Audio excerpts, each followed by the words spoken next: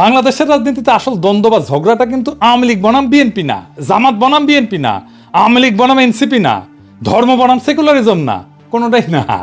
আসল ঝগড়াটা হইতেছে একদিকে বাংলাদেশের 800 বছরের মুসলমানদের নিজস্ব রাজনৈতিক আকাঙ্ক্ষা, অন্যদিকে মুক্তিযুদ্ধের চেতনা নামে একটা প্যাকেজ যেটার পিছনে আছে আসলে ভারতীয় আধিপত্যবাদের প্রজেক্ট, যার লক্ষ্যই হইতেছে এই ভূখণ্ডের মানুষকে পরাধীন শক্তিহীন করে রাখা। তারা বাংলাদেশকে কাটাতারি ঘিরে রাখবে, পানি আটকাই দিবে নদীর, সীমান্তে মানুষ মারবে পাখির মতো, সীমান্তের নদীতে কুমির আর সাপ ছাড়বে যেন বাংলাদেশে মানুষ পার হইতে না পারে। কি ভয়ানক কথা! দুনিয়াতে কোথাও এটা নাই, এরা এতে করবে। ইন্ডিয়ান বর্ডারে বাংলাদেশের মানুষকে উই পোকা বলবে, কিন্তু বাংলাদেশে বাজার ছাইয়া ফেলবে তার পণ্যে। তার বাংলাদেশে বন্দর লাগবে, ট্রানজিট লাগবে। তুমি যারা পছন্দ করো না, নিরন্তর অপমান করো, মর্যাদা দাও না, তার ভূখণ্ড তোমার লাগবে। তো তোমার তো একটাই রাস্তা আছে, যে এটা অনুগত জনসমর্থহীন সরকার রাখা। এটাই হাসিনা। সেই জন্যই ভারতীয় আধিপত্যবাদের সাথে দ্বন্দ্বটা হাসিনা আমলে চূড়ান্ত রূপ নিল।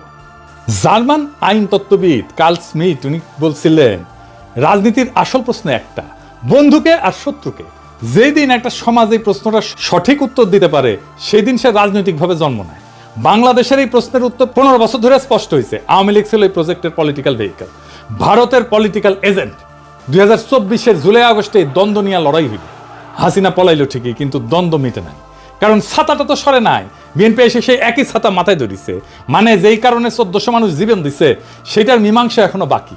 এই দ্বন্দ্ব মিটতে হবে, মিটবেও, কিন্তু কি হইলে আগে একটা অন্য জিনিস বুঝতে হবে। বাংলাদেশের তরুণদের একটা বিশেষ ক্ষমতা আছে, ক্ষমতা আছে। বাংলাদেশের প্রত্যেকটা প্রজন্ম রাষ্ট্রের বিরুদ্ধে দাঁড়ানোর ট্রেনিং পেয়েছে। সে রাষ্ট্রকে, তার কোয়ার্সিভ মেশিনারিকে, তার দমন পীড়নের যন্ত্রকে, এটাকে কনফ্রন্ট করছে, মোকাবেলা করছে। প্রত্যেকবার আগের চাইতে বেশি ভায়োলেন্ট হয়েছে, সেটা সব জেনারেশন করছে।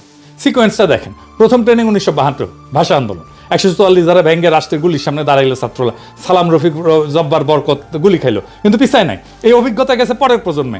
এই মেমোরি কোনো বই থেকে ট্রান্সমিট করে নাই, শরীর দেওয়া হয়। লড়াই করা মানুষটা পরের জনকে দেখায় কিভাবে লড়তে হবে।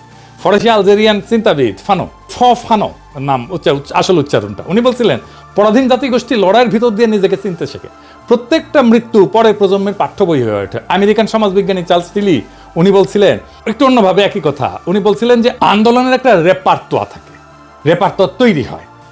রেপার্টোয়া কি মানে লড়াইয়ের কৌশলগুলা এক শরীর থেকে আর এক শরীরে বয়া যায়, ট্রান্সমিট হয় প্রজন্ম থেকে প্রজন্মে। এরপরে আসলো 1969, যাদের বাবা চাচা 52 সেই ছেলেগুলোকে দেখছে, তারা দেখছে কিভাবে গুলির সামনে দাঁড়াইতে হয়, কিভাবে লাশ নিয়ে মিছিল করতে হয়, কিভাবে না পিছাইতে হয়। সেই বাবা চাচাদের ছেলেরা এবার রাস্তায়। আসাদ, মতিউর, 52 ট্রেনিং 69-এ অ্যাক্টিভেটেড হইল। এইবার শুধু পুলিশ না, আজ তো আর্মি নামছে, প্যারামিলিটারি নামছে, আগের চাইতে ভায়োলেন্ট। উড়ায় দিল তারা আইয়ুব খানকে। এরপরে 71, 69-এর ট্রেন্ড তরুণেরা এইবার অস্ত্র হাতে। যারা 69-এ পুলিশকে কনফ্রন্ট করছে, প্যারামিলিটারিকে কনফ্রন্ট করছে, তারাই 71-এ পাকিস্তানি আর্মিকে কনফ্রন্ট করতেছে। 9 মাসের ফুল স্কেল যুদ্ধ, আগের চাইতে অনেক বেশি ভায়োলেন্ট। প্যাটার্নটা দেখেন, প্রত্যেকটা প্রজন্ম আগের ট্রেনিং রিসিভ করছে, প্রত্যেকবার এসকেলেট করতেছে কনফ্রন্টেশন। 71-এ রণাঙ্গনে সক্রিয়ভাবে লড়ছে প্রায় 1050, অনেকে বলে 30,000। যাই হোক, এই সংখ্যক তরুণ, তাদের আকাঙ্ক্ষা কি ছিল? একটা নতুন সমাজ, মুক্ত সমাজ। কি পাইল? বাকশাল।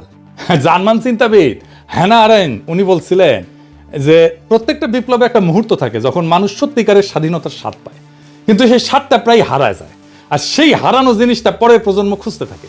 আরেন্ট এই হারানো জিনিসটাকে বলতেছিলেন বিপ্লবের লস্ট ট্রেজার, মানে হারানো ধন।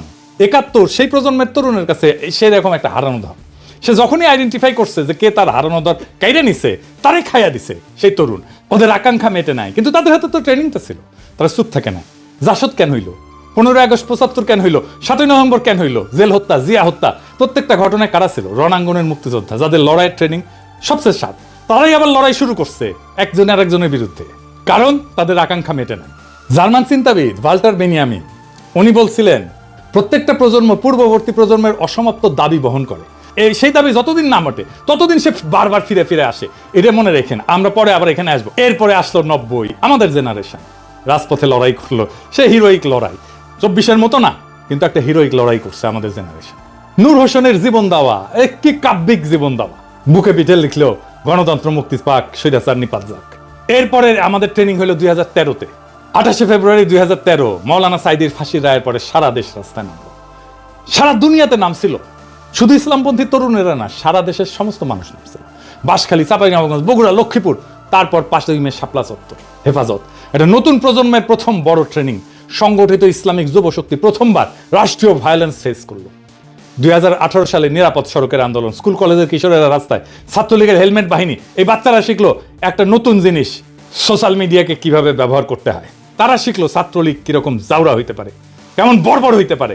এই 2018 স্কুলের ছাত্ররাই 2024 এসে ইউনিভার্সিটির ছাত্র। চূড়ান্ত ক্লাস পাইলো তারা। ওই ট্রেনিং থেকে ফিরে আসা ছাত্ররাই চূড়ান্ত ট্রেনিং পেল 2024-এ। আর্মি, পুলিশ, র্যাব, বিজেপি সব একসাথে নামছে। হেলিকপ্টার থেকে গুলি, 1400 লাশ তবু পিছায় নাই। এই 2024 পৃথিবীতে অনন্য। ভিডিওটি ভালো লাগলে মূল্যবান মতামত জানাতে ভুলবেন না। এমনই সব সাহসী ও তথ্য সমৃদ্ধ বিশ্লেষণ দেখতে এখনই সাবস্ক্রাইব করুন এবং যুক্ত থাকুন আমাদের সাথে। ধন্যবাদ।